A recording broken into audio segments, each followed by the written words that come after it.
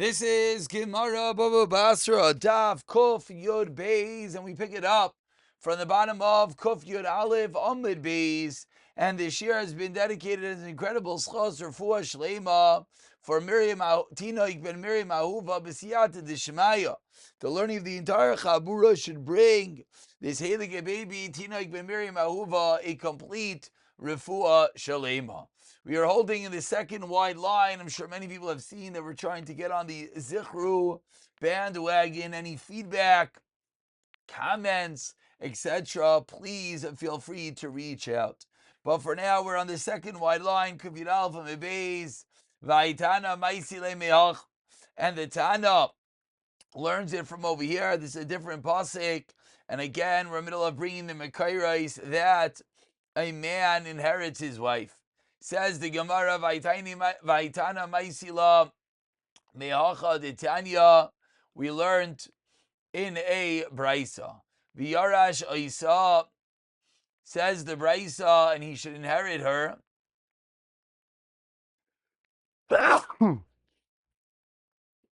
Excuse me. One more time. The Tanya. V'yarash Isa Milami. What do we learn out from there? Shabal Yerish Ishtoi Divi Rabbi Akiva. Rabbi Yishmael Leimer Einay Tzarich. Why not? Harei Oimer V'chol Yerish Nachla Mimatas B'nei Yisrael. Says Rabbi Yishmael. The pasuk already teaches us that any bas, any daughter, Yereshes Nachla, who inherits a Nachla, Mimatas B'nei Yisrael, from any of the Shvatim of Klal Yisrael, Lechon Mimishvachas, to someone from a family. So what do we see from over here? From this pasuk we see that this is actually the thrust of this pasuk is an isser to marry someone out of your shevet. But the way that the pasuk lists it is that once one inherits something from one nachala, she cannot marry someone from another shevet. Why not? Because then the land will be transferred from one shevet to the next. Says the Gemara, the pasuk is referring to transferring over through the husband's nachla of his wife. So what do we see over here? We see that a husband inherits his wife. The whole issue is that a woman cannot marry out of the shevet. Why? Because she has already inherited a piece of land. And now when she gets married, it's going to leave her shevet. How? Must be that the husband inherits his wife. V'oimer. And furthermore, the pasuk says, Lo sasav nachla b'nei Yisrael mimata l'mata. The pasuk says you should not transfer a nachla from one shevet to the next. As well, we see a husband inherits his wife. V'oimer lo sasav nachla mimata l'mata acher. V'oimer, a third pasuk, v'los ben Aaron meis v'ikros abigim at pinchas benoi v'cheminai lepichas shtayla lazar. Says the Gemara. Now, how do we know that Pinchas Shlahayil Elazar had land that didn't belong to his father Elazar? Amalami Shanasa Pinchas Isha Umesa the Arsha, and he inherited her. Vaymer, a fourth pasuk, Vishi Usugov Hailit as Yar, and Skov married, gave birth to Yair. But he loy Esif Sha'arim Be'eretz HaGilad, and he had 23 cities in the land of Gilad. And we turn over to Kuf Yud Beis Amid Aleph. And explains the Gemara, how do we know that Yair had properties that did not belong to Saguf? Says the Gemara, how do we know that? Melamed, Shenasa Yair Isha, the Yair married a woman, and Umesa, and she died via Arsha, and he inherited her. So says the Gemara, many Mekairais that a husband inherits his wife. Baruch atah Adino, Yelina Melech Elam.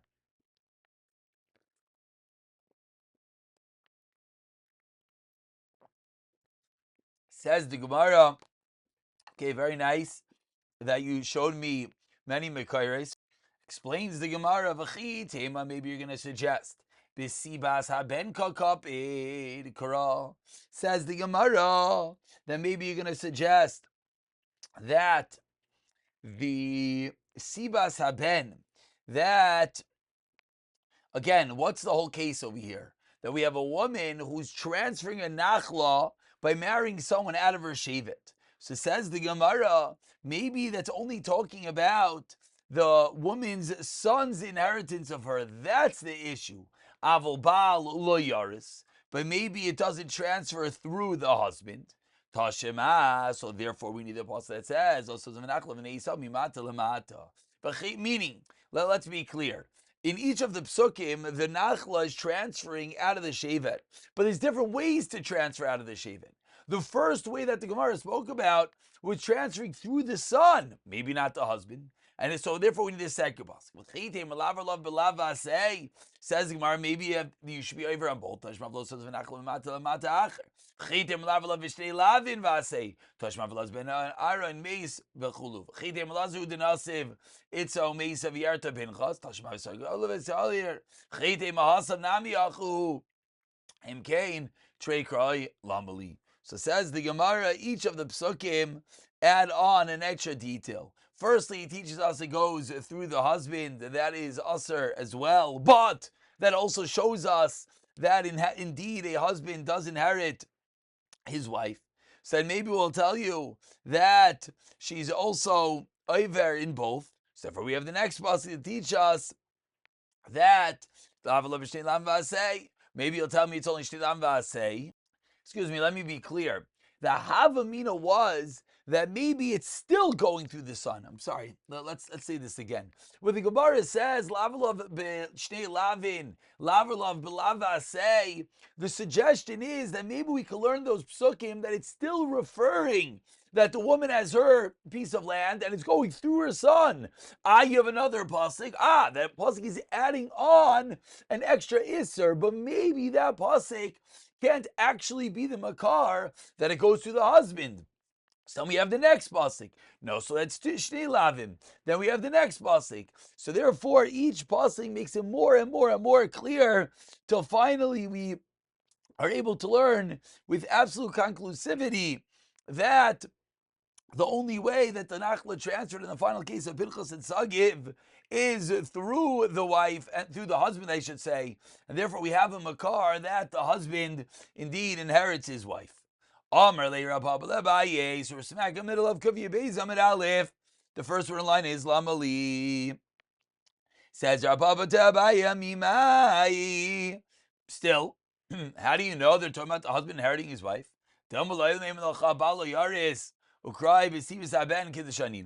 Maybe I'll tell you that really the husband doesn't inherit. And the first three pasuk is all talking about through this son. And the last pasuk of Pinchas v'yard is Zavin Mizvan. Maybe Yair sold the land. Excuse me, Pinchas Nami Mizvan Zavin. And Pinchas bought it. Pinchas did the same. So how do you know, again, the makar, that it's transferring through the husband? Amar le, Abai responds to Rabba, Pinchas is Zavin Mizvan Lamatzis Amrit. You can't tell me that Pinchas bought it. If that were to be true, then any land which is bought, we know goes back by Yovel. And we go look up the story over there. What's going on is that they're buying the land as a burial plot. And if it's true, then it would come out. How is that shaykh to fathom, says the Gemara? You're telling me that a tzaddik, that a lazar is being buried in a piece of land that's not really theirs, is going to revert back by Yovel. And therefore says the Gemara, this can't be the case. And rather, it's going to be a makar that the land transfers, through the husband. It says the Gemara, one second. Eleima, but if that's the case, maybe we'll say that no, it wasn't a Yerusha. Maybe the case is that he bought it through a Chayrim. So says the Gemara, we still do not have a raya from here that the husband indeed inherits his wife. Let's just look at the Rashbam for a moment. Halfway through these medium-sized lines, Mistech Haram, and the Rashbam gives us a bit of context. Or the fact that it says,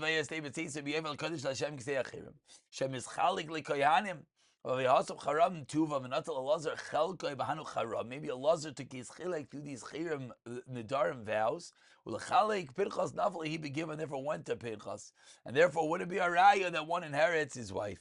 So says the Gemara. That is the end of really yesterday's discussion, which was bringing makaris that a husband inherits his wife. We tried a new makar, and the Gemara says it's not absolutely conclusive. But in the journey over here, we brought down multiple other psukim about the fact that a woman's marrying outside of her shevet. Says the Gemara, Amar Rabbi. We're going to go back now into the woman marrying from in and without a shevet, and in order to figure out who she can marry. Says the Gemara, 1 second. You're telling me, and this goes back to the Gemara from yesterday, that a woman has a piece of land that came from her father. Then what's going to be the problem? Either way, it's going to be mitaker.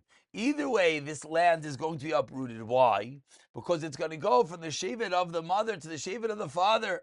Because the mother had her nachla, and then it goes to the husband. And now this woman, the child who's getting this land, is getting, we'll call it a mixed gender piece of land. So how could it be that if someone has to marry into the same shevet of their father, still it's not going to prevent the land from moving? Because very good that this woman marries the same shevet as her father, but what about the shevet of her mother? So says the Gemara, now we're really going to fully understand where this isser of transferring land out of the nachla applies. Says the Gemara, Mimai, how do you know that this is a problem? We're discussing a case. We have a father from Shevet Reuven, for example, a mother from Shevet Shimon. They die and it goes down to the daughter. And now she has land that they came from both. Says the Gemara, how do we know that this is a problem? Umimai, Dilma Shiny, Hasam Shekvar Huzba. Maybe over there it's too late, it's vervalid, meaning once it's been transferred to some extent, once the woman inherits something that's not from the mother, says the Gemara, so then maybe we say, okay, no, we're saying this woman should marry someone from her father's estate, meaning we're trying to hedge our bets, we're trying to figure out the best way possible. But says the Gemara, maybe you're right, that we can't have an absolute vacuum and never have any transfer. Says Abaya, we don't hold of that Yisoid, and therefore we can't say that. So says Rav Yemar to Rav Ashi, Amr Bishlam Shekvar Hozba, Hainu Demetokma, Kra, Ben Besivas, Ben Besivas Abal.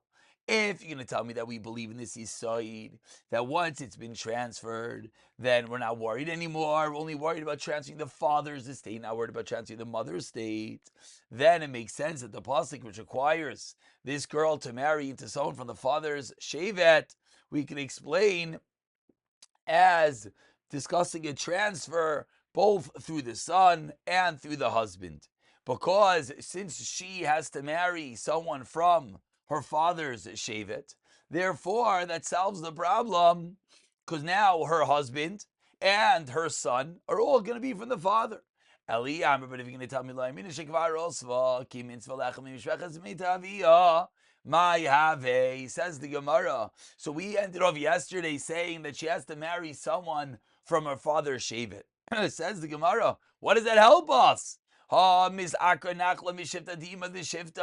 lamaisa, it's transferring anyways. So the Gemara is proving that we have to say that once it's over, because if not, that this whole idea of having a girl marry someone from her father's shevet is such a waste of time. Says the Gemara, no. Says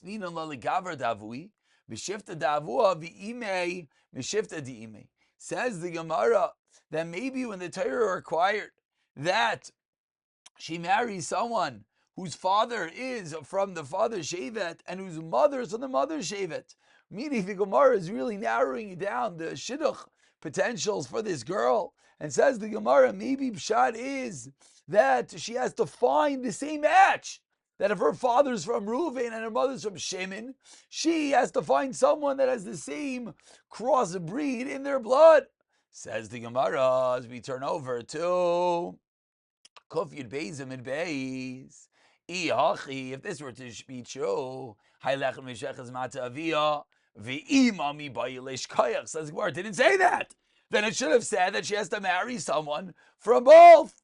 Says the Gemara, Yiksiv would have said that. Hava min afilu ibcha. I would, if it would have said that, I would have thought that even if the husband was the opposite, if the father was from the shevet of the mother and the mother's the shevet of the father, meaning you would think that it's necessary to have a shidduch that has both shvatim into it, but maybe the mother and father could be mixed up. Kamash Malan, therefore says the Gemara, the pasuk has to teach us that it goes to the father. However, we can explain that what it really means is that it goes through both. So says the Gemara, a lengthy discussion, but the Gemara is concluding that even though from the end of yesterday's shir, it sounded like all this woman has to do is find someone from the shevet of her father, that's not really true. It has to be someone that matches up both the father and the mother. Continues the Gemara, going back to that which we started today. So today's shir is a shtickle out of order.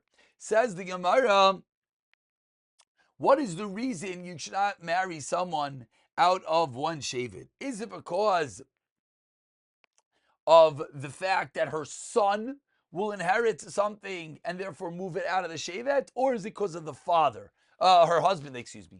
This was the discussion we began with today of, is there a makar that one's husband inherits their estate? Tanya b'sivas habam and Tanya b'sivas habal. Says we have two brises. One brisa is referring to the fact that it goes to the son. One is that it's for the fact that it's going to the husband. Tanya v'sivas haben, says the pasuk in Bamidah, lo sos of nachlo b'nei Yisrael, mimata al mata, v'sivas haben and kasum medaber, some are going to the son. Ater v'sivas haben and v'sivas habal, kshoimer.